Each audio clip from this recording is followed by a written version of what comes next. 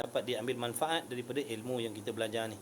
Mudah-mudahan Allah memberi manfaat kepada kita semua, insya-Allah. Amin ya rabbal alamin. Jadi yang share terima kasih banyak. Oh, semalam dah sampai kitab ni, alhamdulillah. Kitab Jawi bab apa? Siapa dia pakai kitab Jawi? Ada tak yang pakai kitab Jawi? Risalah Tauhid. Muka surat apa? 26. Jawi muka surat 26, sahabat. Jawi muka surat 26. Rumi muka surat 38. Qala al-muallifu rahimahullahu ta'ala wa nafa'ana bi'ulumihi wa bi'ulumi masyayikhina amin ya rabbal alamin. Kalau sebelum ni kita bahaskan tentang sifat qudrat Allah, malam ni nak bahaskan pula tentang sifat iradat Allah.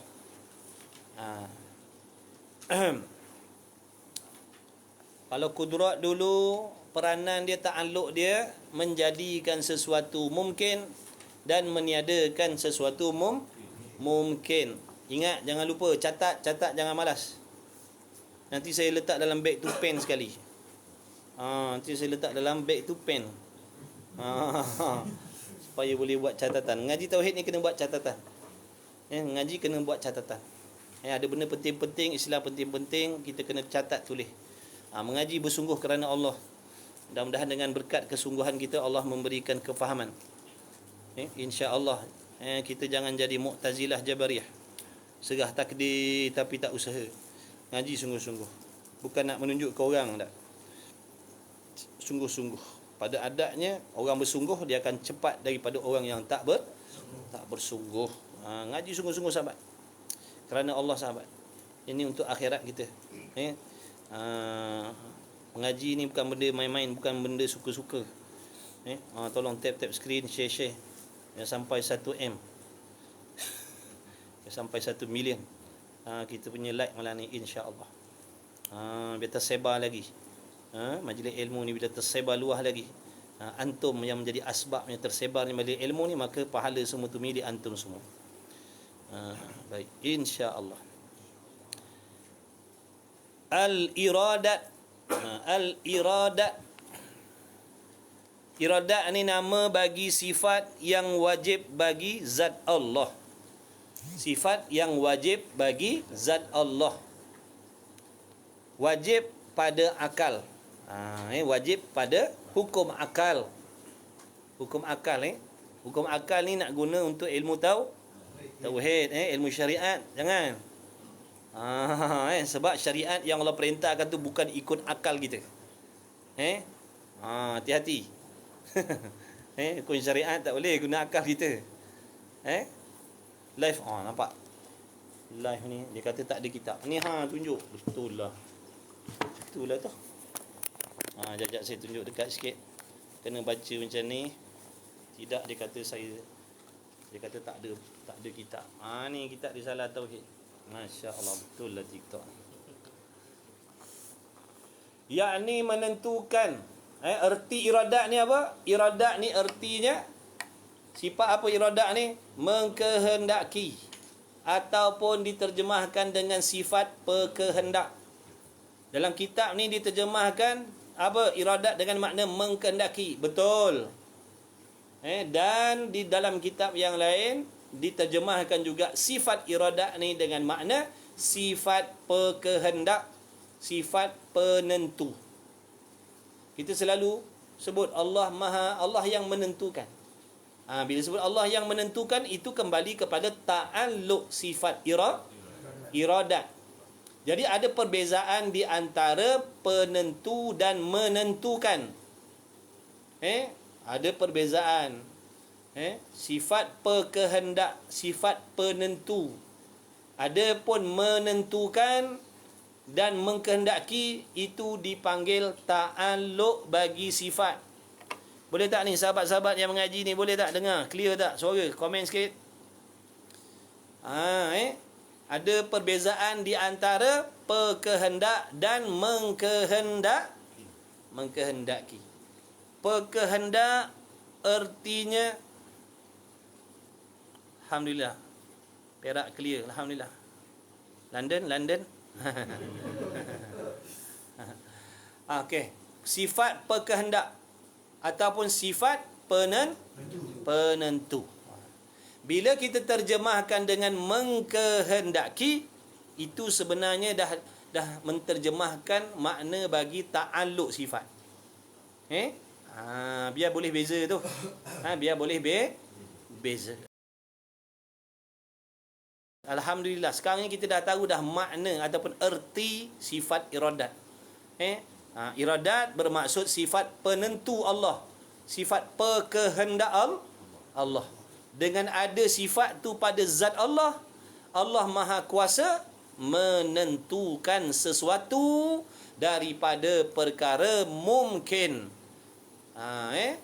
Dengan adanya sifat iradat pada zat Allah, Allah Ta'ala Maha Kuasa menentukan sedia kala lagi, makna pada sedia kala lagi, pada azali lagi, Allah Maha Kuasa menentukan apa-apa sahaja daripada perkara yang mungkin. Apa erti perkara mungkin?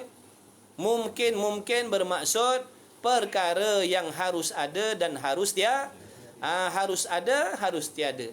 Ada pun boleh, tak ada pun boleh. Berlaku pun boleh, tidak berlaku pun boleh. Itu dipanggil perkara mungkin ataupun perkara yang harus. Catat, jangan malas catat. Sahabat, kalau saya baca kitab ni laju ke, bagi tahu kalau saya baca laju, bagi tahu. Takut nanti makna laju sangat, takut tak sempat nak ambil. Okey, kemudian yakni menentukan sekalian mungkin. Tak apa, kita jangan baca banyak-banyak, baca sikit-sikit asalkan kita nak faham, baris demi baris. Okey, kita dah tahu tadi sifat iradat ni tugas dia menentukan. Kenapa nak ditentukan? Kenapa nak ditentukan? Kerana perkara yang nak ditentukan ini adalah perkara yang berkemungkinan ada ataupun berkemungkinan tiada. Jadi tak pasti lagi. Benda yang boleh jadi ada dan boleh jadi tiada, boleh jadi berlaku, boleh jadi tidak berlaku. Dengan sebab itulah perlu ditentukan salah satu. Baik, kita semua ni sahabat, ada tak sifat iradat? Kita ada tak sifat iradat? Ada ke tidak? Ada. Kita ni ada sifat iradat, tapi sifat iradat makhluk lah, sifat yang bangsa baru, sifat pekehendak. Ataupun kita ada tak kehendak? Ada. Tapi sifat pekehendak kita tak sama sifat pekehendak Allah. Okey. Sekarang ni katakanlah kerajaan meluluskan pengeluaran KWSP tanpa sebab, tanpa syarat. Jadi abang-abang ni boleh ambil lah duit abang-abang yang 500,000 tu dalam KWSP ni, besok boleh keluarkan. Maka bila dah ada dalam tangan abang-abang ni 500,000, jadi dalam kepala abang-abang ni dah terfikirlah, nak buat rumah ke tak nak buat rumah, ataupun nak beli rumah ke tak nak beli rumah. Makna dua-dua tu orang panggil kebarangkalian. Dah buat keputusan ke belum? Belum. Dua-dua ni harus. Boleh jadi beli, boleh jadi tak jadi beli. Kalau yang nak buat boleh jadi nak buat, boleh jadi tak buat. Jadi dua-dua ni belum tentu lagi, belum ditentukan lagi. Sebab dua-dua ni harus. Dua-dua ni harus. Sekarang dalam tangan kita dah ada 500,000. Nak beli pun boleh, tak nak beli pun boleh. Nak buat rumah pun boleh, tak nak buat pun boleh. Lalu kita fikir-fikir, congak-congak, bincang-bincang, mesyuarat. Kita pun mengambil keputusan. Nak menentukan ni. Nak menentukan sama ada buat ataupun nak menentukan sama ada tak buat. Lalu contohnya, dia pun bercadang, dia pun menentukan nak buat pada bulan 10 nak buat rumah.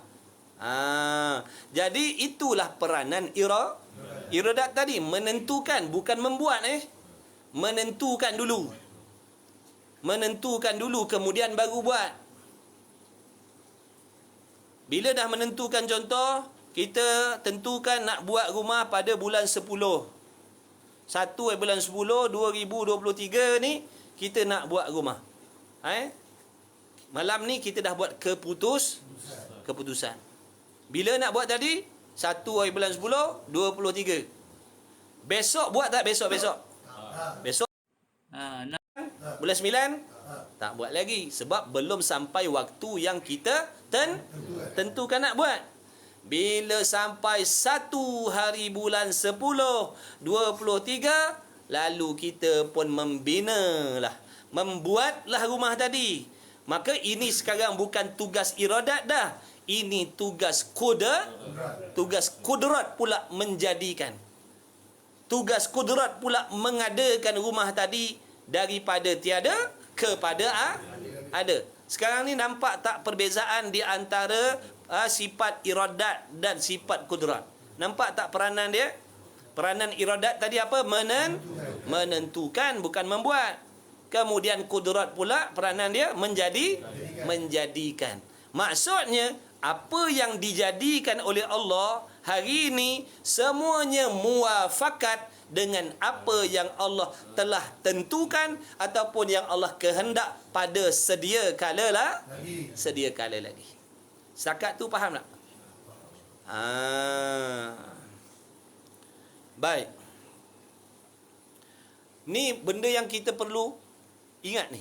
Sifat iradat hanya menentukan perkara mungkin. Tulis.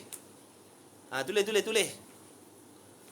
Sifat iradat berperanan, sifat iradat berperanan menentukan perkara mungkin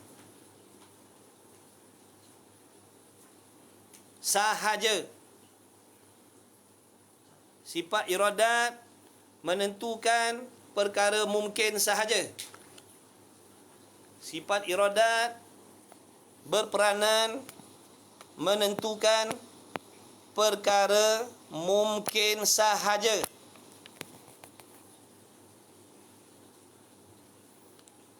Sifat iradat tulis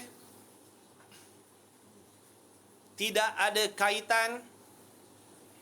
Sifat iradat tidak ada kaitan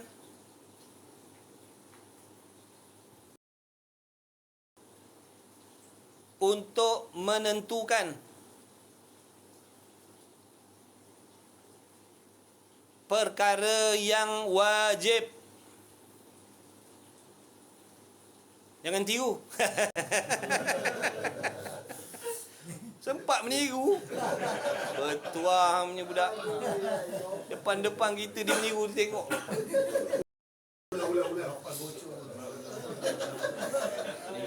Apa tadi?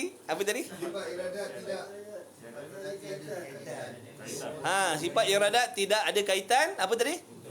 Untuk menentukan perkara yang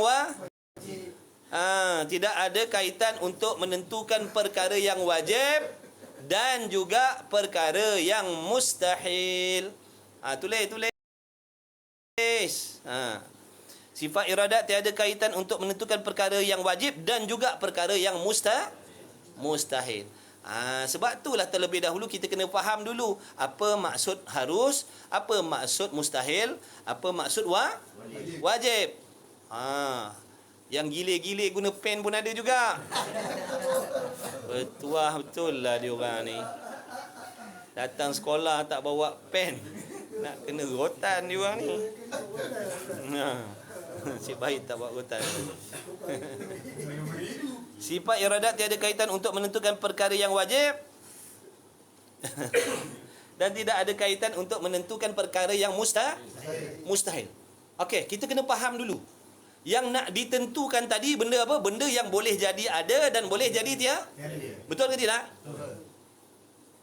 Perkara wajib, apa perkara wajib? Apa maksud perkara wajib? Perkara yang dah memang tentu ada. Perkara yang dah memang mesti ada. Perkara yang dah memang sedia ada. Itu perkara wajib. Ingat tu, perkara wajib adalah boleh kita nak tambah lagi kerana lepas ayat tadi tu. Kerana perkara yang wajib itu adalah perkara yang dah memang ada sedia kala. Yang dah memang ada sedia kala lagi. Begitulah juga perkara yang mustahil. perkara yang dah memang tentu tiada sedia kala lagi dan selama-lamanya. Sebab itulah sifat iradat ni tak ada hubung kait dengan nak menentukan perkara yang wajib, dan tidak ada hubung kait dalam nak menentukan perkara mustahil. Yang nak ditentukan ni perkara harus, perkara mungkin. Makhluk ni kita ni makhluk ni, alam ni, ini yang duduk di bawah ta'alluq sifat iradat. Wajib tak masuk. Kalau seandainya perkara wajib ini ataupun perkara wajib itu ada disebabkan ditentukan oleh Allah, menunjukkan perkara wajib itu juga berasal daripada tiada. Faham tak? Boleh faham tak sahabat? Saja tanya kalau tak nanya. Oh, Abu tak ada. Ini bukan kelas kat pondok. Abu kat pondok. Ni bukan kat pondok. Okey, boleh tak sahabat? Boleh dapat tak? Khatijah Ibrahim, siapa faham? Komen faham? Siapa faham? Komen faham? Siapa tak faham? Komen tak faham? Boleh? Okey, lepas ni kita ulang lagi sekali Ulang balik. Kalau sahabat-sahabat faham, malam ni ngajilah kitab tauhid lain sama juga. Ngajilah kitab lain sama juga. Bila belajar sifat iradat, itulah benda yang nak disampaikan. Jadi kalau faham sini, fahamlah sifat iradat di dalam kitab-kitab yang lain. Insya-Allah, alhamdulillah. Allah bagi faham, kita usaha ikhtiar. Itu tak boleh tinggal dalam hati kita, mesti selalu ingat tu Allah yang memberi faham. Usaha ikhtiar kita tu orang panggil sebab. Ulang balik. Jadi sifat iradat hanya bertakluk, sifat iradat hanya berurusan untuk apa? Menentukan perkara yang harus ataupun perkara yang mungkin ataupun perkara baharu. Kerana barang perkara mungkin ni ataupun perkara harus ni adalah perkara yang boleh jadi ada dan boleh jadi tiada. Sebab itulah perlu ditentukan. Adapun perkara yang wajib tidak masuk dalam urusan iradat. Perkara yang wajib. Apa maksud wajib? Perkara yang mesti ada sedia kala lagi dan kekal ada selama-lamanya, tidak berubah menjadi tiada. Itu maksud perkara wajib. Mana contohnya? Zat Allah. Adanya Allah tu wajib. Zat Allah tu, diri Allah tu wajib. Diri Allah tu sedia ada dah. Ada sedia kala lagi dah zat Allah tu. Bukan zat Allah tu berasal daripada tiada kemudian dia muncul, bukan. Faham betul-betul erti wajib akli ni. Perkara yang akal kita menghukumkan mesti ada sedia kala lagi dan kekal ada, tetap ada, takkan berubah menjadi tiada sampai bila-bila pun. Sampai bila-bila tak berkesudahan. Ada semata-mata ada. Jadi tak sesuai kalau kita nak cakap begini. Allah yang menentukan, dia berkuasa. Contoh, kita buat ayat macam tu.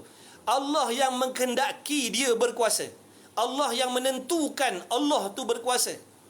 Tak boleh. Kenapa? Kuasa ni kembali kepada sifat iradat. Sifat kudrat. Kudrat tu makna perkuasa Allah. Jadi kalau kita sebut Allah yang menentukan, dia berkuasa, salah. Kerana kudrat Allah ni benda wajib. Faham tak? Sifat kudrat Allah tu bukankah wajib? Sifat kuasa Allah tu bukankah dah ada sedia kala lagi? Dan kekal ada kekuasaan Allah tu selama-lamanya? Tak boleh berubah menjadi lemah ataupun tak boleh berubah menjadi hilang. Jadi tak sesuai kita nak cakap Allah yang menentukan, dia berkuasa. Maksudnya kalau Allah tidak menentukan dia berkuasa, maknanya apa? Kalau seandainya Allah tidak menentukan yang dia berkuasa, menunjukkan dia lemah. Mana boleh akal kita terima? Akal tak boleh terima ada sifat lemah pada zat Allah. Oleh yang demikian, sifat iradat tak ada hubung kait dengan perkara wajib. Jadi jangan kita cakap begitu. Allah yang menentukan, dia ada. Allah yang menghendaki, dia berkuasa. Allah yang menghendaki, dia mendengar. Allah yang menghendaki, dia melihat. Tak boleh. Kerana sifat-sifat zat Allah ni semuanya wajib. Faham tak? Siapa tak faham? Faham semua Boleh tak sahabat? Sahabat-sahabat, cuba jawab sikit. Sambil-sambil tu tap skrin. Baru 12.6K baru. Malu dengan orang berjoget tu. Orang berjoget dapat 100K.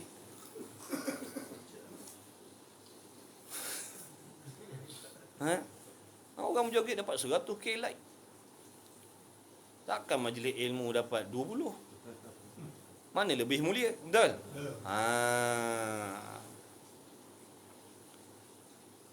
Orang joget sesa. Okey, boleh Jadi sahabat sekarang ni, sahabat-sahabat faham tak kenapa sifat iradat tak bertakluk kepada perkara wajib? Faham tak? Faham tak sekarang sahabat? Tolong jawab sahabat. Bagi jangan supaya tak tidur. Kan diam-diam kan saya tengok ni 73 orang kan, jangan 3 orang je yang dengar. Yang 70 tu buka info di terlelap je kan. Jadi tolong komen-komen sikit. Muhammad Azam tak adalah terbaik. Biasa-biasa je, tak pandai, seronok-seronok je ni. Kita bukan orang alim. Sebab wajib tu sedia kala. Nak cakap apa? Nak cakap apa ustaz? Apa cakap yang tadi itulah. Faham ke tak faham? Faham ke tak faham? Kenapa sifat iradat tidak bertakluk kepada perkara wajib? Kenapa tak boleh cakap Allah yang kehendak dia kuasa? Allah yang kehendak dia ada. Allah yang kehendak dia melihat. Allah yang kehendak dia ada sifat-sifat yang lain. Allah yang kehendak dia memiliki segala sifat kemuliaan. Salah perkataan tu. Kerana segala sifat Allah tu adalah perkara yang telah wujud sedia kala lagi. Tidak ada permulaan bagi adanya zat Allah. Tidak ada permulaan bagi adanya segala sifat-sifat Allah Ta'ala tu. Yang nak ditentukan ni oleh iradat ni, yang nak ditentukan ni adalah kepada perkara yang berasal dari tiada. Ini yang nak ditentukan. Nak jadikan ke tidak, nak hidupkan ke tidak, nak matikan ke tidak, nak binasakan ke tidak. Sebab dia benda mungkin, benda yang boleh berubah-ubah. Begitulah juga perkara yang mustahil. Kenapa perkara yang mustahil ni juga tak masuk dalam ta'alluq sifat iradat? Contohnya saya nak kata begini. Allah tu dia tidak ada anak, dia tidak ada bini, dia tak ada keluarga kerana dia tidak kehendak menjadikan. Boleh tak nak jawab macam tu? Allah Ta'ala tu sekarang ni, Allah Ta'ala ni dia tak serupa dengan makhluk sebab dia tak kehendak. Boleh tak nak cakap macam tu? Allah tidak serupa dengan makhluk sebab Allah tak kehendak. Boleh tak nak jawab macam tu? Tak boleh. Kenapa? Kerana serupa dengan makhluk itu perkara mustahil bagi Allah. Perkara mustahil bagi Allah. Apa maksud mustahil? Sesuatu perkara yang akal kita menghukumkan mesti tiada, mesti tidak wujud. Akal tidak boleh menerima kewujudan perkara yang mustahil. Akal tak boleh terima. Faham tak Syafiq? Syafiq ke apa? Syukri. Faham? Syukri. Faham Makna mustahil ni benda yang akal tak boleh terima ada. Tak masuk akal nak kata benda tu ada. Tak masuk akal. Kalau akalnya boleh terima, maknanya akalnya dah rosak. Contoh, orang yang akalnya boleh terima ada Tuhan selain daripada Allah. Mana akal dia dah dibinasakan. Akalnya telah ditipu oleh nafsu dan syaitan. Jadi akal kita mukmin ni, akal orang beriman tak boleh terima. Tak masuk akal ada Tuhan selain Allah. Tak masuk akal ada anak bagi Tuhan. Tak masuk akal ada sifat lemah pada Allah. Akal tak boleh terima ada Allah Ta'ala itu boleh menyerupai makhluk. Akal tak boleh terima sebab benda tu mustahil. Kalau akal boleh terima, membawa kepada Tuhan boleh seperti makhluk. Kalau kita kata akal aku boleh terima seandainya Allah Ta'ala itu nak menyerupai dengan makhluk. Kalau dia nak serupa dengan makhluk, akal aku boleh terima. Akal kita tak masuk, tak boleh nak terima tu. Sebab apa? Pahaman macam ni membawa kepada Allah tu harus menyerupai makhluk. Padahal menyerupai makhluk itu hukumnya mustahil bagi Allah. bagi Allah. Inilah di antara faedah kita mengaji sifat 20 ni, sahabat. Ingat main-main ke ulama karang kitab ni, karang ilmu ni? Ha? Tak lain dan tak bukan nak memastikan kefahaman kita tentang Allah tu betul. Nak memastikan akidah kita tu betul. Yang pertama sekali nak memastikan kefahaman kita pada Tuhan tu betul. Sebab apabila kefahaman kita salah, maka akidah kita juga turut salah. Apa yang kita pegang ni semua kembali kepada apa yang kita faham. Kalau fahamnya salah, salahlah pegangan dia. Kalau seorang ni dia faham Allah ni boleh menyerupai makhluk, Allah boleh. Kalau Allah nak, boleh. Kalau Allah nak serupa makhluk, dia cakap boleh. Maka itulah yang dipegang dalam hati. Maknanya dalam hatinya berpegang, beriktikad Allah ni harus menyerupai makhluk kalau dia nak. Sebab dia berkuasa. Inna lillahi wa inna ilaihi raji'un. Pahaman ni merosakkan iman. Jadi murtad, jadi kafir. Kerana akalnya boleh menerima benda yang mustahil pada Allah. Akalnya boleh terima. Padahal benda tu mustahil bagi Allah. Dia boleh terima pula dah. Inilah penting mengaji sifat 20 ni, sahabat. Geng. Ngaji, geng. Baru 61 orang share, geng. Yang malu. Orang joget-joget. Share sampai beribu-ribu share. Kerana manusia itu dah bersifat jisim. Jadinya tak boleh. Makhluk baru. Allah tu qadim, benar. Sebab zat Allah Ta'ala tiada permulaan, bukan sifat baru, betul. Semua bijak-bijak ni, subhanallah. Tak yang ngaji lagi dah pandai semua. Semua orang, betul, ni yang duduk dalam live ni, kawan-kawan ni semua orang bijak. Apa maksud orang bijak di sisi Allah? Orang yang menggunakan akal fikirannya untuk memikirkan benda-benda yang sangkut paut dengan akhirat, dengan ibadat. Itu orang bijak. Tak faham pun dia bijak juga. Meskipun dia belajar tapi dia tak faham, dia masuk dalam golongan orang yang bijak di sisi Allah. Makna di sisi Allah orang ni orang bijak. Sebab dia gunakan akalnya untuk mengenal Allah. Sebab tu saya cakap tu. Bukan cakap main-main. Alhamdulillah, nikmat Allah. Kehendak ia Allah Ta'ala menentukan, betul tak Ustaz? Maknanya kehendak Allah Ta'ala tu tugas dia, peranan dia menentukan. Tapi kita kena faham apa yang ditentukan oleh Allah ni, ataupun apa yang nak ditetapkan oleh Allah ni, apa yang nak diputuskan oleh Allah ni, iaitu perkara mungkin ataupun perkara harus. Yang wajib tak masuk cerita, yang mustahil pun tak masuk cerita. Kerana yang wajib itu adalah perkara yang dah memang sedia ada, bukan ditentukan oleh Allah. Benda yang mustahil itu benda yang dah memang tiada, tak boleh terima ada, bukan dengan sebab Tuhan tidak kehendak. Okey, begitu.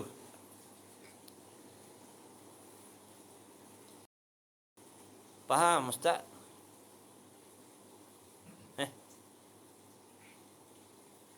Janganlah cakap orang putih. Apa dia ni? Boleh tak sahabat?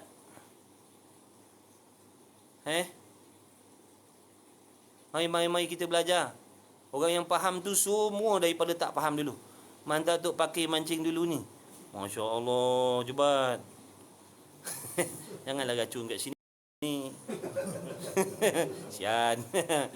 Dan dah lama tak mancing ni, racun mancing pula kat sini pula dah. Tak apa, tak bawa. Nanti si kodok balik. Muka surat berapa? Muka surat 38, dah setengah jam. Baris pertama, tak alih lagi. Boleh Ustaz santai-santai di malam hari, InsyaAllah. Ngaji jangan santai-santai sahabat. Mengaji agama jangan santai. Ngaji agama ni mesti bersungguh. Jangan jadikan majlis ilmu tu majlis santai. Cara mengaji tu bersantai lah. Boleh gelak sikit-sikit. Tapi dalam hati jangan kita ingat majlis ilmu ni benda santai, benda sampingan. Tak. Majlis ilmu minta maaf, bukan benda sampingan. Kewajipan. Yang tak dapat, tidak semua kita kena libatkan di mahu, tak mahu, susah, tak susah, kena hadap. Sebab benda ni wajib. Begitu. Ingat tu, insya-Allah. Okey. Sebab itulah kita tak boleh nak katakan. Makna sebab tu kita kena faham. Kalau tak nanti membawa kepada rosak akidah, sahabat. Apa tak rosak akidahnya?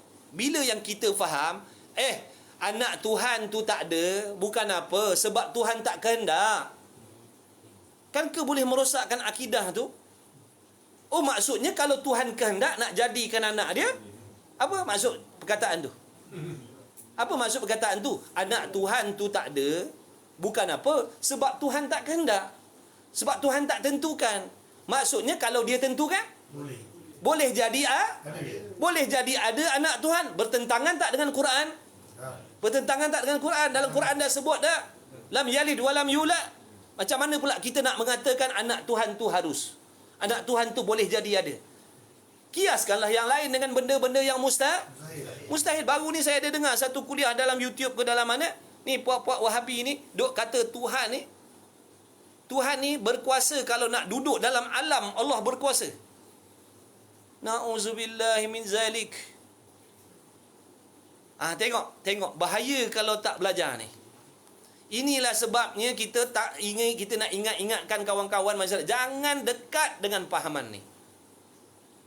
Memang ada tempat yang selamat, tapi kita takut lama-kelamaan tertarik dekat dengan akidah yang boleh merosakkan iman kita. Hati-hati. Jangan duk nak main kat tepi-tepi tebing macam tu. Salah langkah tergelincir kaki. Sebab tu kena duk jauh.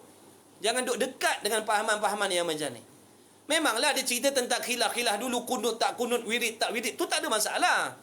Yang kita risau nanti lama-kelamaan terpesona, tertarik kepada akidah yang mana boleh percaya, memiliki pegangan Allah, boleh kalau nak duduk atas alam ni sebab dia berkuasa. Na'udzubillahi min zalik. Bukankah tu perbuatan yang menyerupai makhluk? Kalau dah kata duduk dalam alam ni, bukankah serupa dengan kita makhluk? Kan kebertentangan dengan firman Allah Ta'ala tu, dia tak serupa dengan makhluk. Tiba-tiba kita kata dia boleh, kalau nak duduk dalam alam ni dia boleh sebab dia berkuasa. Kenapa cakap macam tu? Kerana tak memahami ta'alluq sifat kudrat dan iradat Allah tadi tu. Jadi belajarlah sahabat. Kita belajar ni sebab nak semak balik pegangan dan kepahaman kita tentang Allah. Biar betul apa yang kita faham dengan Allah tu. Biar kita sebut Allah ni, kita sebut dalam keadaan kita faham siapa dia Allah ni. Apa sifat dia. Apa sifat yang mesti ada pada dia, dan apa pula sifat yang tak boleh ada pada dia sama sekali. Ini tujuan mengaji sifat 20 ni. Bukan nak mengajak orang mensyirikkan Tuhan. Nak ajak orang lebih berhati-hati dengan pahaman-pahaman yang boleh merosakkan akidah ni. Boleh menarik diri kita mempercayai benda yang mustahil itu tidak mustahil berlaku pada Allah. Na'udzubillahi min zalik. Belajar. Pelan-pelan belajar. Jangan gopoh nak pandai. Sabar. Lama-kelamaan insya-Allah Allah akan bagi faham. Yang penting kita kena usaha mengaji dulu sungguh-sungguh. Mengaji sungguh-sungguh. Catat, istiqamah, buat jadual. Time cari duit lah. Time bawa anak bini berjalan, bawa lah. Time belajar. Agama ni penting sahabat, untuk kita nak balik akhirat. Macam mana kita nak balik akhirat dalam keadaan akidah kita sesat? Na'udzubillah min zalik. Jadi belajarlah. Bukan untuk saya, bukan untuk siapa-siapa, tapi untuk akhirat masing-masing. Tu je nak pesan. InsyaAllah nur cahayamu. Sebab tu saya suka baca ulang-ulang banyak kali. Saya tak suka nak baca laju-laju. Sebab kita dah lalui, maknanya kita pernah mengaji. Di antara sebab tak faham, sebabnya ngaji gopoh-gopoh. Cepat nak khatam cepat. Tak nak ada contoh. Itu di antara sebab-sebab lah. Jadi saya cuba nak kongsikan kaedah belajar tauhid yang menjadi asbab saya boleh nampak masalah-masalah dalam ni sekadar ni lah. Jadi saya nak kongsikan pada kawan-kawan, begini cara belajar dia. Jangan baca laju-laju. Jangan malah nak ulang-ulang contoh selalu. Sebab nanti kita takkan faham. Walaupun khatam, banyak benda yang tersangkut lagi dalam kepala otak kita. Sebab kita nak cepat khatam, bukan nak faham. Nak cepat khatam. Jadi kena sabar mengaji. Di antara cara mengaji tadi, mesti kena ada kitab. Kitab mesti kena ada. Sebab apa? Selain daripada waktu kelas, kita nak ulang kaji sendiri. Dia kata, bukannya pelajar pondok, tahfiz nak ulang-ulang kaji. Hei, kau mengaji ni kerana apa? Adakah kesungguhan tu untuk nak belajar ilmu-ilmu yang mendatangkan faedah dunia baru nak bersungguh? Ini yang nak mendatangkan faedah akhirat kita. Lebih-lebih lagi kena bersungguh. Nak kena cepat-cepat kuasai kepahaman tu, sebab nak pakai, sebab nak beramal. Sebab tu kita cuba usaha yang terbaik, mudah-mudahan segera faham dan segera dapat memperbaiki kita punya ibadat, khususnya akidah kita. Tu puak-puak yang fahaman sesat ni bersungguh-sungguh menyebarkan fahaman sesat. Kalau kita tak bersungguh-sungguh nak jaga, macam mana?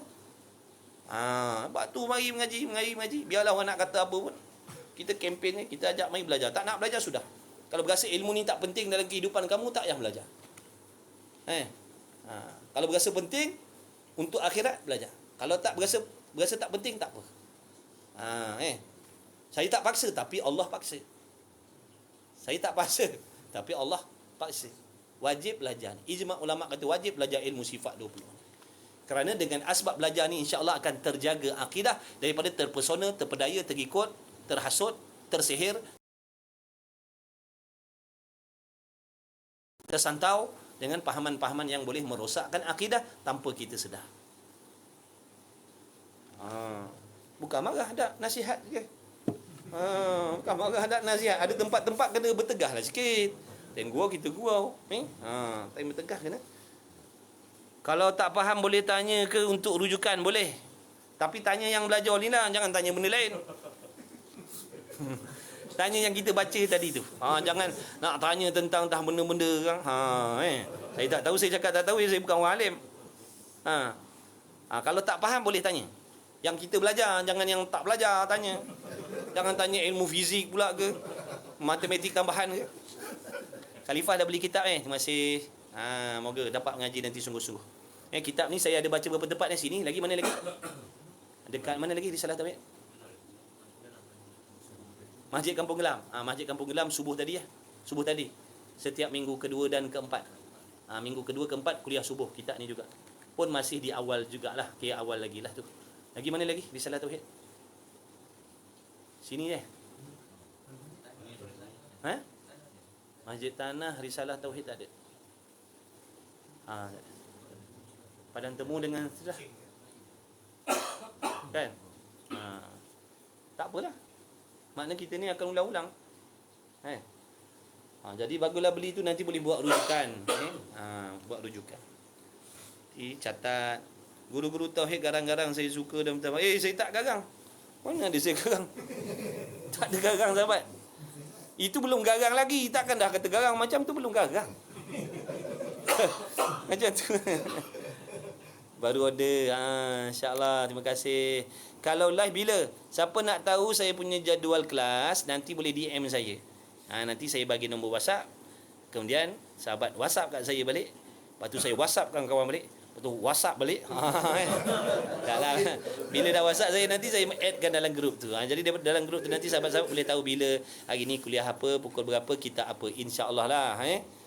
Dalam ni ada ni kawan-kawan ni. Azman ada lagi dah. Ada ramai dekat lebih 20 orang lah kawan-kawan TikTok kita dah ada dalam grup tu. Ustaz Rumah Ngaji Bukit Beruang guna buku yang sama? Tak. Bukit Beruang kitab ni. Risalah Al-Misbahul Munir. Ni kitab ni. Rumah Ngaji Bukit Beruang kitab ni. Boleh tengok dalam saya punya TikTok shop tu. TikTok shop. Dekat sini saya tak letak tali dalam tu. Sekejap. Saya cuba masukkan. Kalau nak kena tunjuk pula. Tengok dalam tu. Ustaz, kitab tu dah habis tak apa. Boleh cari Shopee. Shopee ada. Ataupun pergi turunlah kedai kitab. Kalau tempat kita dekat dengan kedai kitab, terlebih baiknya beli. Kita boleh pegang kitab elok-elok, boleh bawa baik-baik. Yalah, beli dengan cara post ni al-maklum je lah. Kan? Benda tak boleh nak kawal lah dah. Sebab tu kalau kita dekat dengan kedai kitab, terbaik beli kat kedai kitab. Kalau dah tak ada jalan, bolehlah gunakan sistem apa ni? COD ke apa benda post-post ni. Sebab ialah kadang baling-baling, pijak-pijak, ada. Ha. Tapi dah tak boleh nak elak, terpaksalah harap Allah ampunkan dosa kita. Sebab mengaji nak kena ada kitab juga. Biasa kedai buku yang jual kitab-kitab, ya betul, maaf dah sold out. Oh, dah habis dah. Nanti saya cuba contact seller. Kata kitab ni dah habis. Minta dia tambah stok lagi. Dia ingat tak ramai orang ngaji tauhid ni agaknya. Ramai orang ngaji dah sekarang. Nanti boleh tengok VTT Ustaz ada kitab yang digunakan. Betul, cergas. Terima kasih, cergas. Allah bagi pahala banyak tu. Tolong iklan tu. Mana tadi? Tu pahaman-pahaman macam tu jangan. Maknanya benda mustahil tu tak ada bukan sebab Tuhan tidak kehendak. Dah memang diri benda tu jenis benda tiada. Berbeza dengan anak kita, berbeza dengan zuriat kita. Zuriat makhluk ni, anak kita ni masuk dalam perkara mungkin, perkara harus. Jadi kalau kita nak buat begini, kawan kita tu Polan bin Polan tu dengan isteri dia tu dah lama berumah tangga tapi tak ada zuriat lagi. Kita boleh cakap apa? Sebab Allah tak kehendak nak bagi dia zuriat. Sebab Allah tak kehendak lagi. Allah Ta'ala tak kehendak lagi. Allah tak kehendak nak bagi dia zuriat. Setakat ni maknanya dia tak ada zuriat tu sebab Tuhan tak kehendak. Boleh jawab begitu. Sebab zuriat manusia ni masuk dalam perkara harus. Makna benda yang terima ada dan terima tiada. Mana akal kita boleh terima tak seandainya 2-3 bulan lagi dia cakap bini dia dah mengandung? Boleh. Ataupun 2-3 bulan lagi dia kata tak mengandung? Boleh terima sebab benda tu harus. Adapun anak Tuhan tadi bukan benda harus. Anak Tuhan perkara mustahil. Begitulah juga menyerupai Tuhan dengan makhluk. Perkara mustahil. Nampak tak sahabat-sahabat faedah mengaji ni? Sebelum ni faham macam mana? Sebelum ni kita faham Allah berkuasa, makna Allah kuasa nak buat apa saja. Maksudnya kalau kita kata Allah kuasa nak duduk dalam rumah ni, sebab dia kuasa, dia boleh nak duduk dalam rumah kita ni. Tuhan tu kuasa nak duduk dalam rumah ni sebab alasannya kuasa. Ini sebelum belajar. Bila dah belajar baru tahu, sifat kuasa Allah ni ada ta'alluq yang tertentu. Dalam ayat wa annahu ala kulli syai'in qadir, bahawa sesungguhnya Allah Ta'ala, dia suruh tunjuk lagi. Wah, betul lah. Bila pula aku nak seorang bangun berdiri belakang pegang kitab ni. Berdiri pegang je. Malam ni saya bagi can tak payah belajar. Dia pegang aja kitab. Nanti kan dia faham dengan sendiri. Apa tadi saya cakap tadi? Ketawa-ketawa tak tumpu perhatian. Apa tadi saya cakap? Mustahil apa? Mustahil lah nak kata Allah kuasa nak duduk dalam rumah ni. Sebab tadi tu dia faham ayat tu, wa annahu ala kulli syai'in qadir. Allah Ta'ala maha kuasa atas tiap-tiap sesuatu. Betul ayat Quran tu, tapi kefahaman kita tu.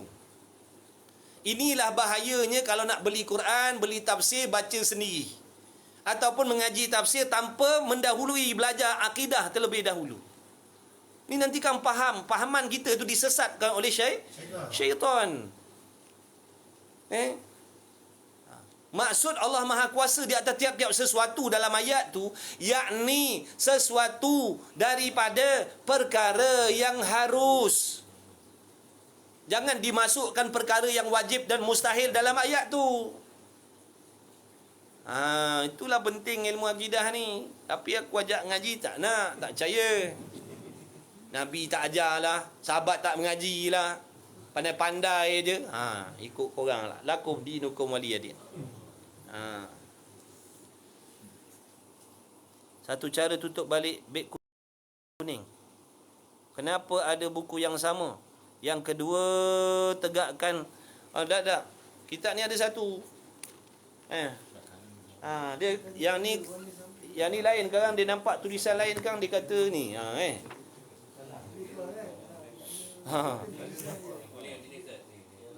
Yang lama tak boleh letak sini. Tapi kalau pakai yang lama letak yang ni kat depan boleh. Tak apalah, boleh je tu.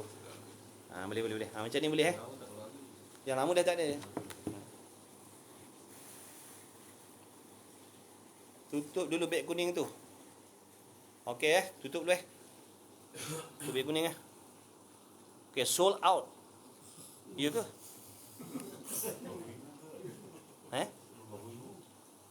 Tak tahu.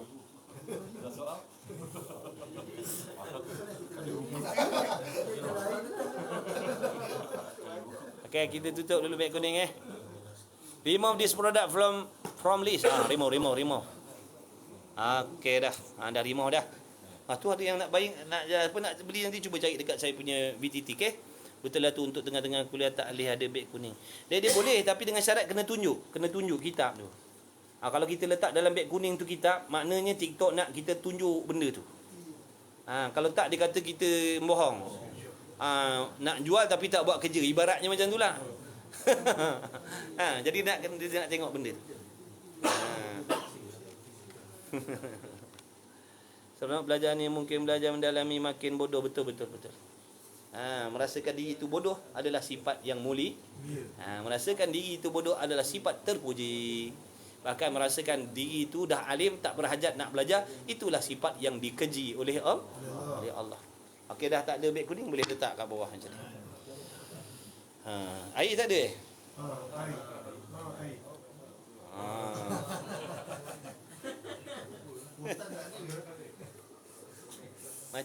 Macam panas lah.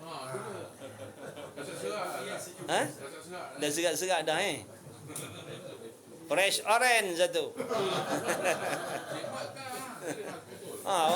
Cik Mat 1 liter Subhanallah Cik Mat. Ada COD tak ustaz tu, saya tak pastilah seller. Rasa tak ada. Jual barang memang kena tunjuk barangnya. Ustaz kena tunjuk buku gitu. Betul. Itulah tu. Sebab tadi saya suruh ni seorang pelajar ni berdiri kat belakang ni pegang kitab, dia tak mau. Ilmu nak belajar, Cik Mat tak mau. Itulah tu. InsyaAllah saja sonok-sonok. Okey, sambung lagi. Sebab benda tu penting. Penting tu nak faham kan tu. Sebab kalau dah penting sini boleh baca beres dah lah. Ngajilah kitab Fadidah ke, bila sebut iradat tahu dah cerita dia dah. Cuma ayat dia lain sikit. Tu tujuan dia. Mana-mana saya mengajar, makna bukan mengajar lah, saya terang macam tu cara dia. Mana-mana memang saya akan ulang banyak kali. Kadang-kadang satu hari tu 2 baris je baca. Sebab kepahaman tu. Bila dah dapat tu, okey dah lah, beres dah lah. Ni kan kita dah alih perenggan kedua, yang pertama tadi tak settle lagi. Kan minggu depan masuk pelajaran baru, yang ni tak settle lagi, tambah masalah baru pula. Ni yang lama-lama nanti jadi blur, jadi serabut, lama-lama jadi bosan nak belajar. Bukan jadi bodoh. Jadi bosan nak belajar. Syaitan pun cucuk, tak payahlah. Kau mengaji pun tak faham, buang masa, lebih baik kau lepak kedai tom yam. Ada kat pedahnya dia cakap, boleh minum, boleh relax-relax, tengok. Jadi begitulah. Okey, terus baca lagi. Yakni menentukan sekalian mungkin. Ingat tu garis tu, menentukan sekalian mungkin. Kalau nak boleh tambah nota kat dalam kitab tu, yakni tidak termasuk perkara wajib dan tidak termasuk perkara mustahil. Kita target kita mengaji ni boleh baca kat orang lain. Kena target macam tu. Makna aku nak baca kitab ni, aku target lepas habis khatam kitab ni aku boleh cerita kat orang lain. Makna orang lain tu siapa? Paling tidak bini kita ataupun anak-anak kita. Barulah insya-Allah kita akan bersungguh nak faham kan. Kena buat macam tu. Aku belajar ni insya-Allah, tamanya tadi memanglah nak faham diri sendiri, tapi aku target aku boleh sampaikan juga kepada orang yang hampir dengan aku. Aku boleh kongsikan dengan bini aku paling tidak. Tak apalah, tahu sepatah, kongsikan sepatah. Jadi barulah kita akan semangat nak mengaji. Makna aku mesti bersungguh-sungguh supaya aku faham, sebab aku nak bagi faham kepada isteri aku. Macam tu. Kalau kita kata nanti dia jadi hemah tu jadi macam lemah, hemah tu. Tak dapat pun tak apalah. Dia jadi macam tu. Tapi kalau kita ada target, makna aku nak mengaji kitab ni, Makna balik rumah kalau free-free ada waktu aku nak ngajar anak aku, nak ngajar bini aku. Sekadar yang aku faham. Jadi boleh kita akan target bersungguh. Sebab ada target tu. Ada kerja lah. Tapi kalau kita kata alah faham tak apa tak faham. Jadi dia jadi lemah lah sikit. Dia tak jadi bersungguh lah maksudnya. Tu dia antara kaedah lah. Dulu waktu kita belajar tu ustaz tu pesan macam tu. Target awak target habis kitab ni boleh baca kat orang. Habis ngaji kitab ni dah boleh sebarkan kat orang lain, kongsi-kongsi dah. Bukan kat masjid, dah kat rumah kita lah. Bini kita.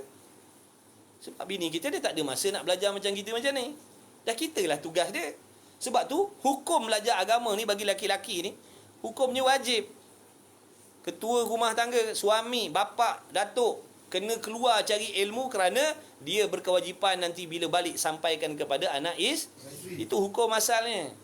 Hukum asalnya orang perempuan tak wajib keluar pergi cari ilmu.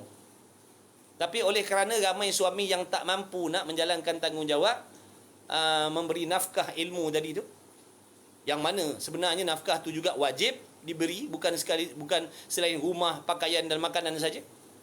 Oleh yang yalah maklumlah kadang-kadang kita tahu tapi tak mampu nak menceritakan kepada orang lain. Maka di sini berpindahlah hukumnya.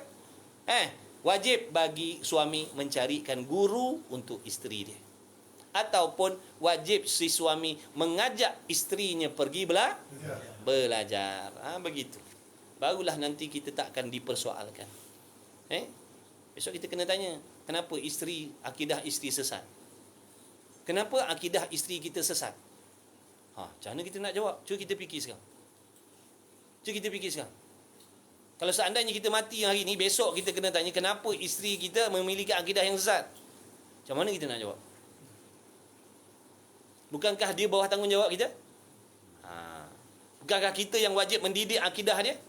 Memastikan akidah dia betul? Sebab tu bertuahlah kalau ada isteri yang suka mengaji. Bertuah kalau ada isteri yang suka rela nak belajar agama. Wahai suami-suami, kamu telah pun memiliki seorang isteri yang sangat baik yang sedang meringankan tanggungjawab kamu di hari kiamat besok. Meskipun dia tak boleh nak menolong, memberikan kewangan pada diri kamu, tapi sebenarnya dia telah banyak meringankan tanggungjawab dan urusan kamu di hari kiamat besok. Bila isteri kita pandai beribadat, maknanya kita takkan menjadi masalah. Maknanya takkan menjadi masalah pada kita besok di hari kiamat. Sebab dia dah pandai. Dia pandai solat, akidahnya betul, hatinya bersih dan sebagainya. Jadi kita suami tak akan dipersalahkan. Maknanya isteri yang pergi bersungguh belajar ni sebenarnya dia sedang menolong kita. Dia sedang menolong kita. Contoh ni, kita ni. Meskipun mak ayah kita dulu tak boleh nak mengajar, tak ada kemampuan dan sebagainya. Boleh jadi dia hanya faham sekadar diri dia sendiri. Maka bila kita ni, abang-abang ni, kakak-kakak ni duk belajar ni sebenarnya, ketahuilah kalian sedang meringankan urusan akhirat ibu bapa kalian. Kalian sedang memudahkan tanggungjawab ibu bapa kalian. Ini kata anak yang baik. Anak yang baik dia tak nak menyusahkan urusan akhirat mak bapak dia. Di antara cara nak meringankan urusan akhirat mak ayah kita kena jadi orang yang soleh-soleh. Berusaha maksudnya. Belajar. Supaya besok mak ayah kita tak disoal. Kenapa anak kau yang pertama ni tak akidahnya sesat, solatnya salah, imannya rosak, hatinya kotor. Jadi bila kita belajar sebenarnya kita dah meringankan tanggungjawab ibu bapa terhadap diri kita. Adapun adik-beradik yang lain, belum. Sebab tu kita pakat-pakat adik-beradik ni kena belajar supaya mak bapak kita besok senang di hari akhirat. Kat dunia ni kita nak bagi dia kesenangan, bagi dia duit. Contohlah, bagikan tempat tinggal yang selesa. Ya, itu urusan dunia. Ni urusan akhirat besok. Bukankah mak ayah kita akan disoal tentang amal ibadat kita? Seperti kita yang akan disoal nanti tentang anak-anak kita. Betul? Kalian sedar tak sebenarnya? Kalian mengaji, mendengar ni, yang live ni, duk dedang mengaji, mendengar ni, walaupun secara online ni sebenarnya kalian sedang meringankan tanggungjawab ibu bapa kalian. Kalian sedang menolong ibu bapa kalian. Lebih-lebih lagi ibu bapa yang dah tak ada. Pahala mengaji ni sekarang ni sampai ke dalam alam barzah mereka sekarang.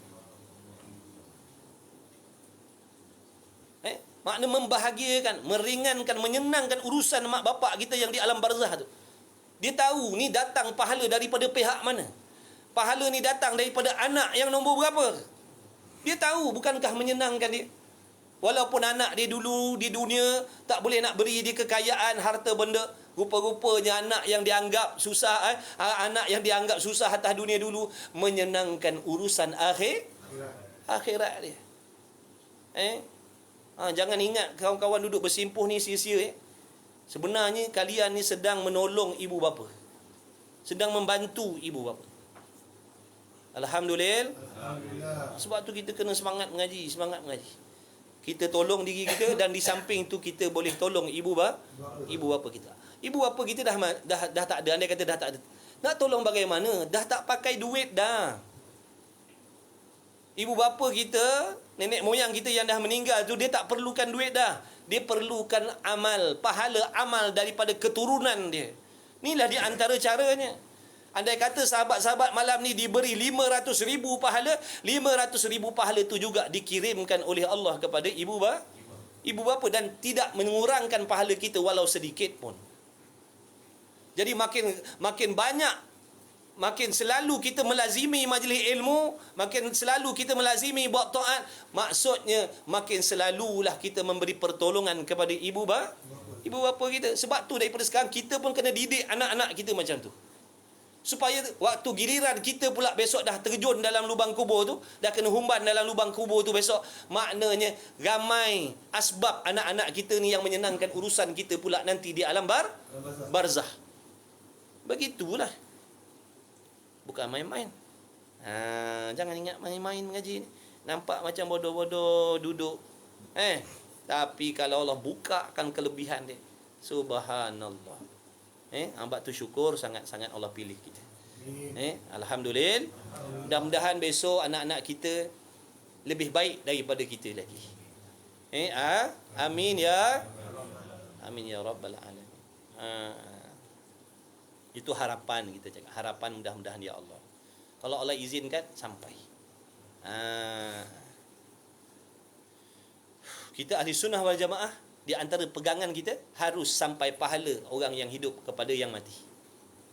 Harus hukumnya. Kalau Allah izin sampai. Tak boleh kata mustahil. Bang ni ayah apa ni? Berpasir ni. Ayah apa ni? Tapi macam pasir laut.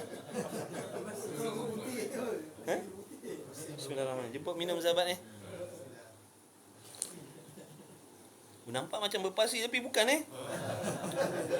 Subhanallah, macam-macam pelik-pelik air sekarang Tadi macam takut nak minum, macam pasir sebiji kau tengok. Kau biasa pergi mancing tak kau tengok pasir tepi laut macam sebiji.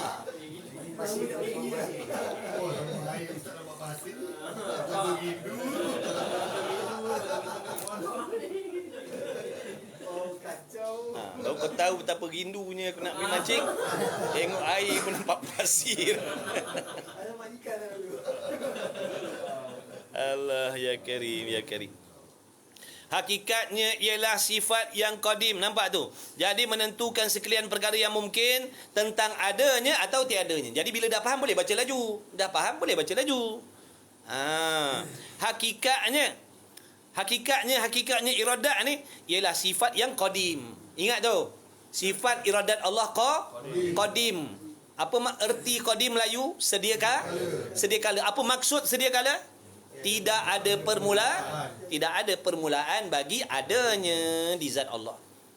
Jadi sifat iradat Allah ni bukan baharu, tetapi qadim. Sifat iradat kita baharu. Apa erti baharu? Sesuatu yang ada permulaan ataupun sesuatu yang berasal daripada tiada berubah menjadi ada. Itu baharu. Allah zatnya qadim.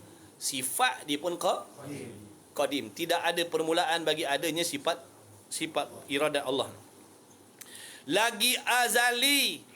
Qadim dengan azali ni sama je. Tak payah susah-susah.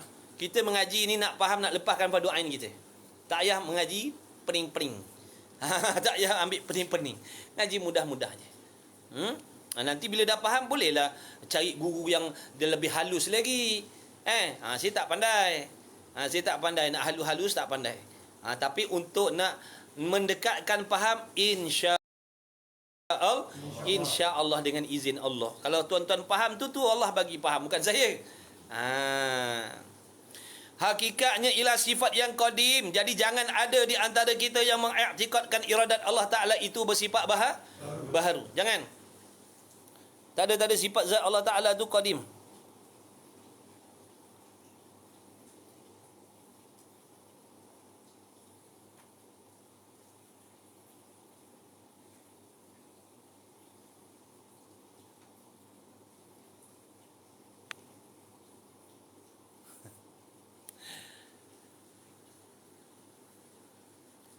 Benar-benar sahabat. Mari kita ngaji insya-Allah. Hakikatnya ialah sifat yang qadim lagi azali. Kemudian sabit berdiri pada zat Tuhan. Apa maksud sabit berdiri ni? Sungguh-sungguh ada. Catat, jangan malas. Sabit berdiri pada zat Tuhan. Sabit berdiri pada zat Allah ni maknanya sungguh-sungguh ada di zat Allah. Sungguh-sungguh ada di zat Allah Ta'ala. Habis dah? Boleh tak? Boleh tak? Sahabat boleh tak? Dengan dia, jaga dengan dia, makna dengan sifat iradat. Terima kasih. Dengan dia, dengan sifat iradat. Ni mengaji secara tadika ni. Tak ada ngaji laju-laju, ngaji perlahan. Nak ilmu kena sabar lah. Nak ilmu kena sabar. Kena sabar sungguh-sungguh. Dengan dia, jaga dia tu. Dengan dia makna dengan sifat iradat. Jazakumullah khairan. Terima kasih. Barakallahu fikum. Dengan dia makna dengan sifat iradat. Dia tu. Jumpa tak perkataan dia? Dia tu maksudnya iradat lah. Dia tu kata ganti diri. Isim domain orang panggil kata ganti diri. Dia tu dia mana? Jangan dia pokok kelapa pula. Dia iradat. Dengan dia makna dengan sifat iradat tu menentukan segala perkara yang harus. Nampak tu, jumpa lagi tu. Gariskan situ. Nanti boleh ingat balik. Kalau orang tak percaya, pegang kitab ni, buka kitab ni, tengok muka surat 38. Ini dalil yang menunjukkan iradat Allah Ta'ala bertakluk kepada perkara mungkin, perkara baharu, tak ada hubung kait dengan yang wajib dan mustahil.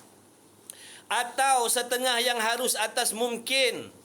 Ialah iradat juga yang memperbuat. Ialah Allah. Tu jaga ialah tu. Ialah Allah, jaga ialah tu. Ialah tu Allah. Jumpa tak ni? Ada. Tak jumpa? Ada. Ya ke tidak? Tulis ialah tu. Kang tanya minggu depan ialah tu masuk apa kang? Tulis lah. Ialah tu mana Allah? Ialah Allah juga yang memperbuat apa yang dikehendaknya pada tiap-tiap sesuatu. Maksud sesuatu tu juga perkara mungkin. Pandai dah. Subhanallah. Masya Allah, tabarakallah. Maka tiada boleh nyata sesuatu perbuatan yang tiada daripada pilihan dan kehendak Allah Ta'ala. Ingat tu, ini pegangan kita. Tidak ada apa pun yang terjadi melainkan perkara itu adalah perkara yang telah diputuskan oleh Allah untuk diri kita sedia kala lah. Bila dah tahu perkara itu datang daripada ketentuan Allah. Siapa Allah ni? Tuhan. Berani tak nak marah? Berani tak nak marah sebab yang bagi ni Tuhan ni. Yang bagi ni Tuhan. Yang kita mengaku dia, aku cinta kepada Allah, aku kasih kepada Allah. Allah ni kekasih aku. Allah ni cinta buah hati aku. Bila dah tahu ketentuan tu tadi daripada kekasih, nak marah ke tidak? Tak jadi marah. Inilah rahsia. Orang-orang tu yang hebat-hebat tu hatinya sentiasa redha dengan aturan Allah terhadap diri dia. Meskipun yang dia terima tadi benda yang menyakitkan dia. Benda yang menyakitkan dia, benda yang dia tak suka, benda yang nafsunya tak seronok. Tapi bila dia julujur, siasat, rupanya datang daripada kekasih. Tak jadi dia nak marah. Hatinya jadi redha. Redha. Sebab yang bagi tadi kekasih dia iaitu Allah. Inilah rahsia orang-orang tu. Sebab tu dia boleh redha je, walaupun benda yang menyakitkan, menyusahkan, hatinya sentiasa sangka baik dengan Allah. Itu kata bukti cinta dia. Kita ni jangan cakap kita cinta kepada Allah, tapi kita tak faham apa maksud orang yang bercinta dengan Allah. Kata Imam Ghazali, apa sahaja yang datang daripada kekasih kita, semuanya kita terima baik. Itu orang yang bercinta. Itu yang orang asyik dalam percintaan. Apa sahaja yang datang daripada kekasih dia, buah hati dia, dia tidak akan menyalahkan. Bahkan dia terima, dia seronok sebab yang datang tadi daripada kekasih dia. Kalau betul kita mendakwa Allah tu kekasih kita, kita cinta kepada Allah, kasih kepada Allah, kita akan sentiasa redha, bersangka baik, bersetuju dengan apa sahaja aturan Allah Ta'ala terhadap kehidupan kita, rezeki kita dan sebagainya. Ini mengaku senang, tapi nak membuktikan tu. Dalam rukun iman boleh kita baca, tutup mata boleh baca. Yakin, beriman dengan qada dan qadar. Boleh baca. Faham tak maksud yakin dengan qada qadar ni, beriman dengan qada qadar ni? Beriman dengan qada qadar ni makna kita yakin dan setuju apa sahaja yang telah ditentukan oleh Allah dan yang dibuat oleh Allah terhadap diri kita. Hati kita beriman, setuju, redha, seronok, sangka baik dengan Allah. Itu baru kata orang yang beriman dengan qada qadar. Makna dia seronok. Kenapa boleh jadi seronok padahal benda yang datang ni tak sedap? Mesti ada rahsia. Mesti ada rahsia yang menyebabkan dia jadi seronok kepada benda yang tak sedap tadi. Ada rahsia dia. Di antara rahsia dia, contoh, dia mengetahui kepahitan ubat tadi tu menjadi asbab dia sembuh. Pahitnya ubat tadi tu, nafsu suka tak pahit? Tak, nafsu tak suka pahit. Nafsu suka yang manis-manis. Yang pahit nafsu tak suka. Tapi oleh kerana Tuan empunya diri mengetahui asbab kepahitan tu, dia akan boleh menikmati kehidupan yang selesa. Dia jadi pahit pun pahitlah. Pahit pun pahitlah. Aku terima je pahit pun. Sebab apa? Dah nampak kebaik. Asbab begitulah orang yang faham. Orang yang faham hikmah di sebalik ujian, musibah, bala yang Allah Ta'ala tetapkan dalam kehidupan kita masing-masing. Ni masing-masing ada berapa orang? Kata ada 10 orang, 15 orang. Ada masing-masing punya masalah. Masalah itulah datangnya daripada Allah. Kita sedar ke tak sedar ni? Kita ingat ke tak ingat segala permasalahan yang datang dalam diri kita ni, berlakunya masalah tu dengan kehendak Allah. Siapa yang tetapkan ada masalah ni? Adakah boleh timbul masalah dalam hati kita dengan sendiri tanpa Tuhan kehendak? Mustahil.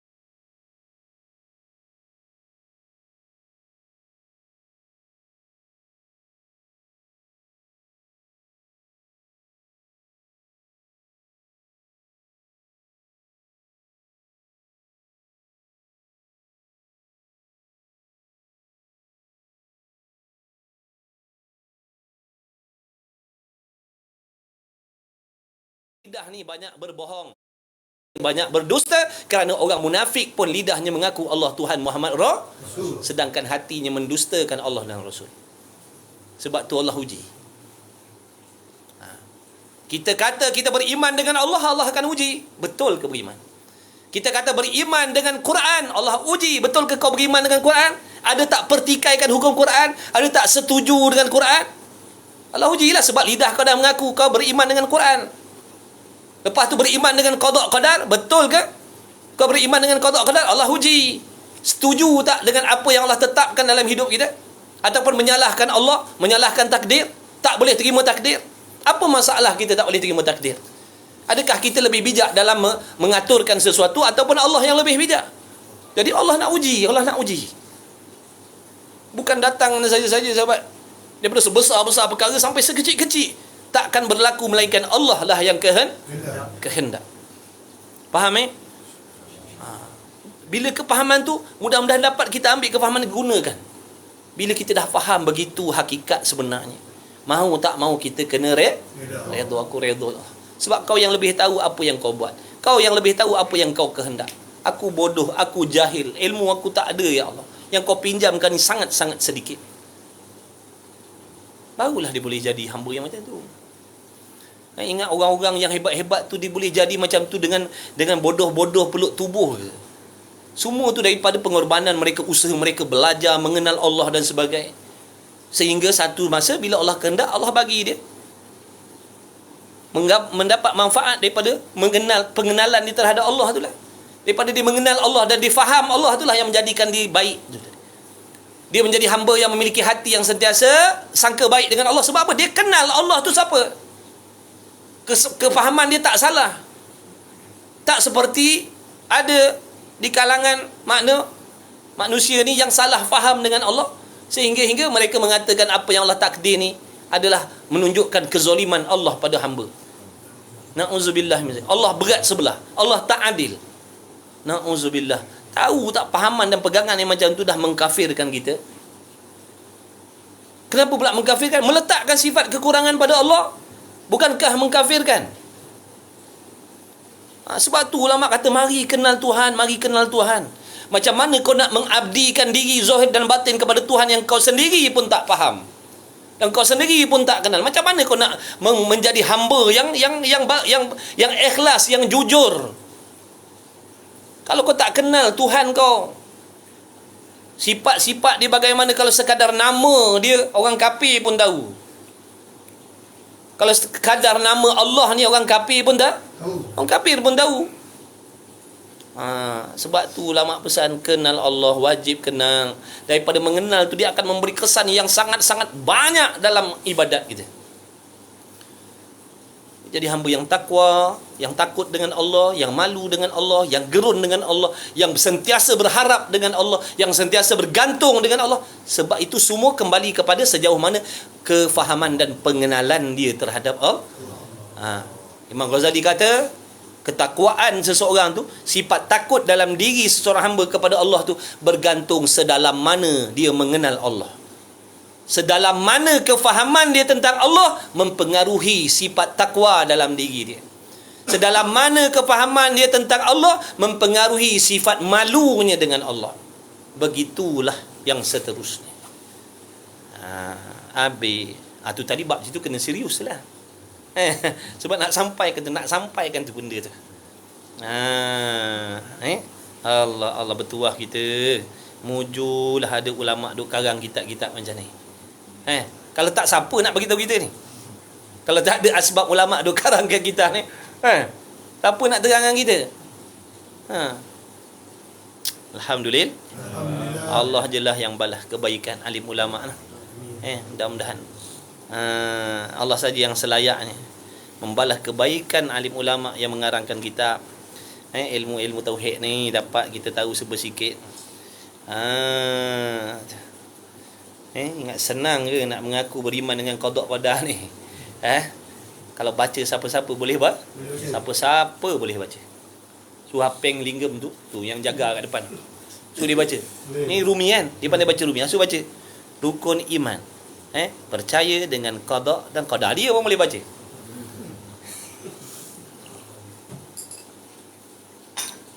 Tapi sejauh mana penghayatan dan kepahaman kita tu? Jadi kita tak nak menjadi orang yang baca rukun tadi, baca tapi tak faham. Alah, rukun iman ada gini je, aku hafal daripada kecil dulu apa dah. Kefahaman macam mana? Meskipun hafal, fahamnya betul ke salah? Habis lagi sikit lagi. Nak berhenti dah. Maka tiada boleh nyata sesuatu, tak boleh timbul sesuatu Tak boleh nyata sesuatu, tak boleh berlaku, tak boleh terjadi sesuatu. Maksud sesuatu tu benda baik, benda tak baik, benda sengaja, benda tak sengaja, benda nampak, benda tak nampak, benda zahir, benda batin, benda dunia, benda akhirat. Masuk dalam kata sesuatu tu. Masuk dalam sesuatu tu. Tu. Tidak boleh nyata sesuatu perbuatan yang tiada daripada pilihan dan kehendak Allah. Apa saja yang berlaku, apa saja kelakuan, sama ada kelakuan luar daripada diri kita ataupun kelakuan yang ada dalam diri kita, yang ada di alam nyata, yang ada di alam gaib, yang ada di dunia, yang ada di hari kiamat besok, yang berlaku di alam barzah dan sebagainya. Semua itu terjadi dan berlaku semata-mata dengan kehendak Allah. Hari ni orang datang maki kita, hari ni orang datang fitnah kita, hari ni orang datang umpat kita. Siapa kehendak benda tu? Allah. Allah yang mengkehendaki orang tu mengumpat kita, memfitnah kita. Sebab apa? Allah nak memberi kebajikan kepada kita. Faham tak tu? Duduk saja-saja dapat pahala solat tahajud. Mau tak? Yalah tu nak. Kalau nak, kenapa marah orang mengumpat kita? Kalau nak, kenapa marah orang fitnah kita? Adakah kita tak yakin pahala tu akan diberi oleh Allah kepada kita? Yakin ke tak yakin pahala mereka tu diberi kepada kita? Adakah kita tak yakin? Yakin ke tidak? Yakin. Dah kalau yakin jangan marah. Jangan marah. Kalau orang mengumpat kita, dia jutawan. Dia mengumpat kita, dia jutawan. Bila dia mengumpat kita, dia punya duit tu automatik pindah dalam akaun kita. Seronok ke tidak? Hutang duit nampak. Hutang duit pandai seronok. Ni yang nama pahala ni cerita dongeng ke apa? Dah. Nabi bagi tahu kan? Orang yang mengumpat kita, yang memfitnah kita, bukankah kebajikan kita bertambah-tambah dengan tak perlu nak beribadat? Bukan maksud tak payah semayang lepas daripada tu. Orang ni pun garang salah cakap orang. Dah dia kata kalau orang mengumpat kita banyak-banyak, kita tak payah semayang dah. Sebab banyak dah kebajikan. Jangan tidur. Orang cakap lain faham ke lain. Nak cerita dengan tak berpenat berqiyamul lail, bertahajud, pergi haji umrah, tapi pahala tu ditulis oleh Allah dalam buku amalan kita. Asbab dia tu tadi yang banyak ibadat, mengumpat kita, memfitnah kita. Bukankah Allah sedang berbuat baik dengan kita tanpa menyusahkan kita beribadat? Betul ke tidak? Betul. Agak-agak kalau nak suruh kita buat ibadat macam mereka tu mampu tak? Belum tentu. Tapi Allah nak memudahkan. Kau tak perlu berpenat-penat berpuasa, mengeluarkan belanja yang banyak nak pergi haji umrah, nak pergi bangun berqiyamul lail di tengah malam, tapi pahala-pahala tu semua masuk dalam buku amalan kita dengan mudah aja. Asbabnya mana? Orang yang melakukan ibadat tadi suka mengumpat kita. Alhamdulillah. Itu bukan cerita dongeng, sahabat. Bukan cerita dongeng, cerita sungguh. Lepas tu orang nak mengumpat, Alhamdulillah, umpatlah, Alhamdulillah. Lagi banyak kau umpat, lagi aku bersyukur kepada Allah. Aku tak rajin, aku tak kuasa nak bangun malam-malam berqiyamul lail, aku tak mampu. Ini cara Allah nak memberi pahala percuma. Tapi malangnya kita tak tahu cerita. Bila tak tahu cerita, ataupun dah tahu cerita tapi tak berapa nak yakin, kita tetap juga marah, tetap juga rasa resah, gelisah, tetap juga rasa takut dengan orang umpat, dengan orang fitnah. Sebab kita tak tahu cerita. Kalau kita tahu cerita orang yang mengumpat tadi, dia punya buku apa, duit di dalam akaun ada 500-600 ribu tu automatik tertransfer dalam kita punya akaun. Bukankah kita seronok? Silap-silap pergi jumpa, peluk, cium, terima kasih Tuhan. Tolonglah umpat lagi Tuhan. Tolonglah. Nak beli jet peribadi belum cukup lagi. Tolonglah umpat saya Tuhan. Sungguh-sungguh benda berlaku. Apa ni kalau dengar orang umpat kita, Alhamdulillah. Tak payah marah-marah lah. Sebab benda tu berlaku bukan seronok-seronok. Allah kehendak dah tu. Sebab Allah nak bagi kita pahala kan. Satu sudut nampak macam Allah nanya kita, kenapalah aku ni ramai orang fitnah. Makna tak suka tu. Rupa-rupanya Allah sedang berbuat baik. Ha.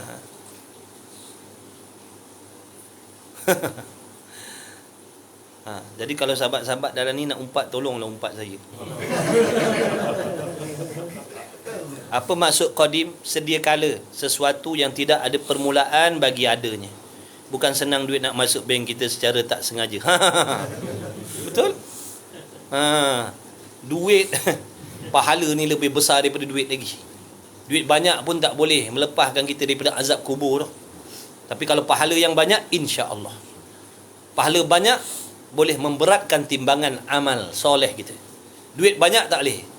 Nak letak 3 bilion atas neraca di padang mahsyar tak laku. Tak laku. Nak letak jokong-jokong mah kita atas penimbangan amal kebaikan tak laku. Yang cuma laku situ pahala daripada amal yang soleh, amal yang Allah terima. Jadi pahala ni lebih besar. Nanti pahala ni manfaat untuk kehidupan akhirat. Sekarang tak manfaat lagi. Yang nama pahala-pahala tu sekarang ni tak manfaat lagi. Besok-besok lepas mati. Mata wang pahala ni bukan guna untuk di dunia. Mata wang pahala ni lepas mati. Lepas mati baru guna mata wang yang nama pahala ni. Gitu. Dah kena sebut wang tu jugalah baru rasa. Kalau tak sebut wang sekarang macam benda tu dah ya ke tidak. Maka kepercayaan orang Islam atas sifat iradat itu iaitu beriktikad. Orang yang memiliki iman yang betul, agama yang betul, memiliki akidah, iktikad tu pegangan dan percaya yang putus. Tahu apa maksud putus ni? Putus ni tidak berbolak-balik, tidak berbelah bagi. Jazam dah, memang dia percaya sungguh. Meskipun kita sedang duduk ni contohnya ada lalat singgah atas hidung kita. Adakah sengaja benda tu berlaku tanpa kehendak Tuhan?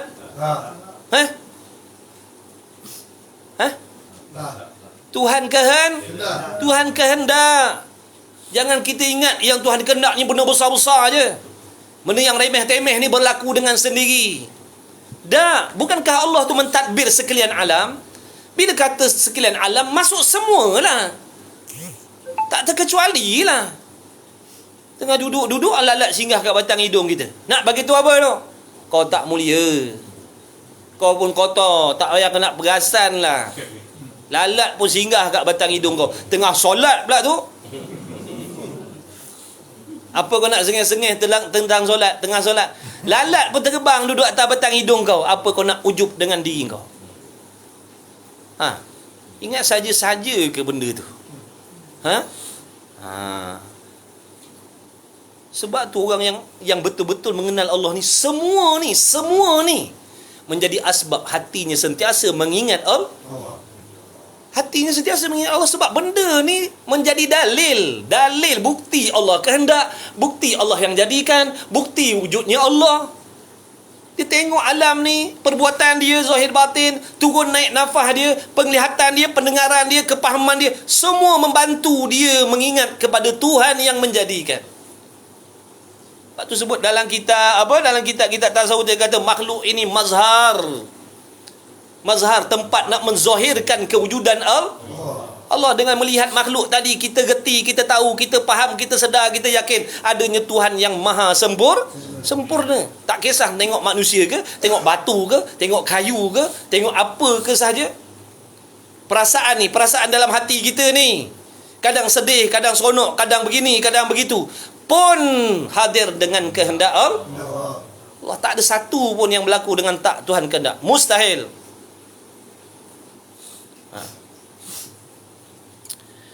Itu akidah orang Islam atas sifat iradat itu, iaitu beriktikad dan percaya betul bahawa segala hal yang berlaku dan yang akan berlaku, yang dah berlaku. Kita ada tak sejarah hidup kita yang dah berlaku?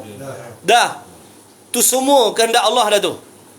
Yang dulu kita merompak, curi ayam orang, apa lagi? Curi rambutan orang. Macam-macam lah kalau nak sebut. Bagi semua tu berlaku tu dengan kehendak Allah. Ni sekarang ni. Kita duduk di sini, pakaiannya begini, perasaannya begini, kawan-kawannya begini. Ni yang duduk dalam live ni. Semua ini orang-orang yang Allah kehendak. Bukan benda ni berlaku kebetulan. Mustahil kebetulan. Dan yang berlaku akan datang. Bila akan datang? Akan datang tu bila? Bukan esok, jauh besok tu. Kejap lagi ni, detik-detik yang seterusnya ni, tu masuk dalam akan datang. Apa pun yang berlaku sekarang tu, sekarang ni kita okey. Tiba-tiba sakit perut, tu tiba-tiba. Contoh tu benda akan datang. Semua tu juga berlaku dengan kehendak Allah. Ingat tu, pegang elok-elok. Pegang elok-elok. Bila kita